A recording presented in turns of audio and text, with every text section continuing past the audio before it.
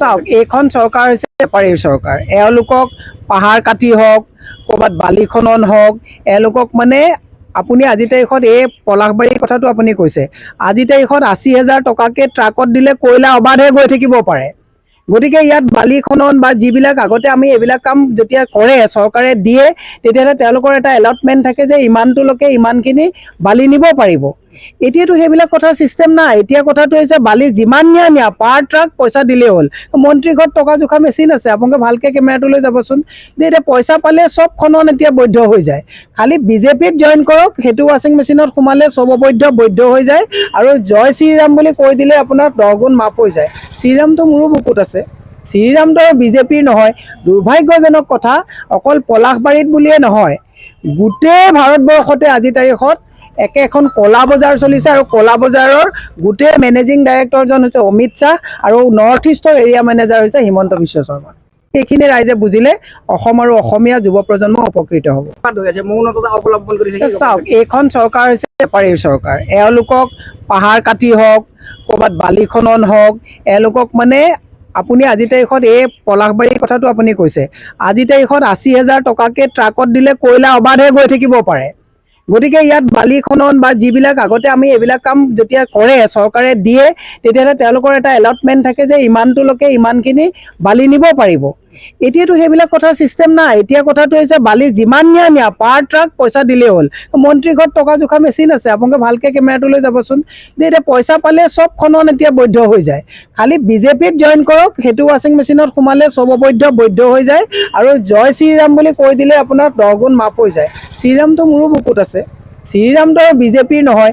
দুৰ্ভাগ্যজনক কথা, অকল পলাশবাৰীত বুলিয়ে নহয়, গোটেই ভাৰতবৰ্ষতে আজি তাৰিখত একেখন কলা বজাৰ চলিছে। আৰু কলা বজাৰৰ গোটেই মেনেজিং ডাইৰেক্টৰজন হৈছে অমিত শ্বাহ, আৰু নৰ্থ ইষ্টৰ এৰিয়া মেনেজাৰ হৈছে হিমন্ত বিশ্ব শৰ্মা। সেইখিনি ৰাইজে বুজিলে অসম আৰু অসমীয়া যুৱ প্ৰজন্ম উপকৃত হ'ব।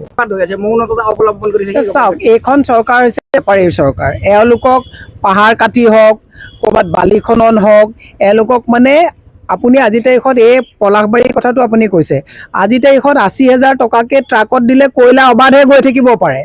গতিকে ইয়াত বালি খনন বা যিবিলাক আগতে আমি এইবিলাক কাম যেতিয়া কৰে চৰকাৰে দিয়ে, তেতিয়াহ'লে তেওঁলোকৰ এটা এলটমেণ্ট থাকে যে ইমানটোলৈকে ইমানখিনি বালি নিব পাৰিব। এতিয়াতো সেইবিলাক কথাৰ চিষ্টেম নাই। এতিয়া কথাটো হৈছে বালি যিমান নিয়া পাৰ ট্ৰাক পইচা দিলেই হ'ল। মন্ত্ৰীৰ ঘৰত টকা জোখা মেচিন আছে, আপোনালোকে ভালকৈ কেমেৰাটো লৈ যাবচোন।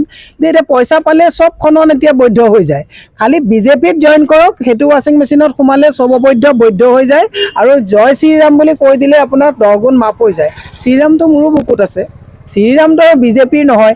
দুৰ্ভাগ্যজনক কথা, অকল পলাশবাৰীত বুলিয়ে নহয়, গোটেই ভাৰতবৰ্ষতে আজি তাৰিখত একেখন কলা বজাৰ চলিছে। আৰু কলা বজাৰৰ গোটেই মেনেজিং ডাইৰেক্টৰজন হৈছে অমিত শ্বাহ, আৰু নৰ্থ ইষ্টৰ এৰিয়া মেনেজাৰ হৈছে হিমন্ত বিশ্ব শৰ্মা।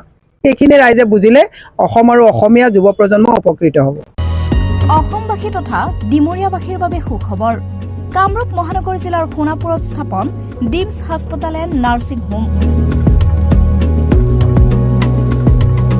উপলব্ধ বিভাগসমূহ: general medicine, gynaecology, general and laparoscopic surgery, orthopaedic surgery, paediatrics and neonatology, palliative medicine, pain clinic, dermatology, ENT, urology, দুৰ্ঘটনা আৰু জৰুৰীকালীন সেৱাৰ বাবে 24 ঘণ্টাই উপলব্ধ ডিমছ হাস্পতাল এণ্ড নাৰ্ছিং হোম। অত্যাধুনিক সা সুবিধাৰে পৰিপূৰ্ণ ডিমছ হাস্পতাল এণ্ড নাৰ্ছিং হোমত উপলব্ধ digital x ray, 24 hours pathology, ECG, PAC clinic, 24 hours RMO doctors. ঠিকনা: বৰঘাট, সোণাপুৰ, কামৰূপ মহানগৰ জিলা। যোগাযোগৰ নম্বৰ 8009040080।